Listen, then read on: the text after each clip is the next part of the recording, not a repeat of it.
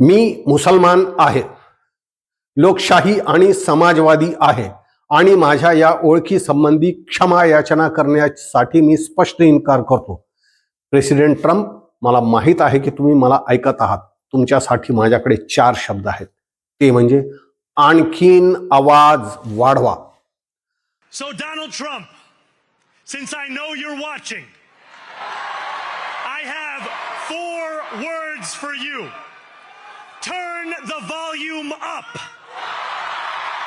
मित्रांनो, 34 वर्षीय ऊर्जेने ओतप्रोत भरलेल्या जोहरान ममदानी या भारतीय वंशाच्या न्यूयॉर्क शहराच्या होऊ घातलेल्या महापौर तरुणाचे हे दमदार शब्द, जे की भांडवलशाहीचे जागतिक मुख्यालय असलेल्या न्यूयॉर्कमध्ये 5 नोव्हेंबर रोजी उच्चारले गेले, ते जगातील भांडवलशाहांच्या उरात धडकी भरवणारे ठरले असावेत यात शंका नाही. कारण हे जोहरान नावाच्या एका तरुणाचे एकट्याचे शब्द नव्हते, तर त्या शब्दामागे न्यूयॉर्कच्या 51% मतदारांची ताकद होती. मुठभर लोकांच्या हातात देशाची मालमत्ता असावी आणि बाकीच्यांनी त्यांच्या कृपेवर अवलंबून राहावे, हा भांडवलशाहीचा मूल मंत्र न्यूयॉर्कच्या नागरिकांनी राष्ट्रपती ट्रम्प यांच्या धमक्यांना बळी न पडता फुडकावून लावला.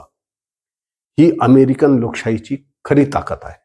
विशेष म्हणजे अमेरिकेत निवडणूक आयोग नाही, अशी संस्थाच नाही. ज्या निवडणूक होतात ते नियमित प्रशासन कंडक्ट करते, ते साऱ्या निवडणुका आयोजित करतात. अशी ही मजबूत लोकशाही असल्यामुळे अमेरिका जगात महासत्ता बनलेला आहे. कारण ट्रम्प सारखा कोणताही अपात्र माणूस या देशात फार काळ आपली मनमानी करू शकत नाही. माझ्या या विश्लेषणावर नक्कीच विचार करा. Jai Hind, Jai Maharashtra. The power belongs to the people. व्हिडिओला लाईक, कॉमेंट, शेअर करा आणि महाराष्ट्र टुडे या यूट्यूब चॅनलला सबस्क्राईब करा.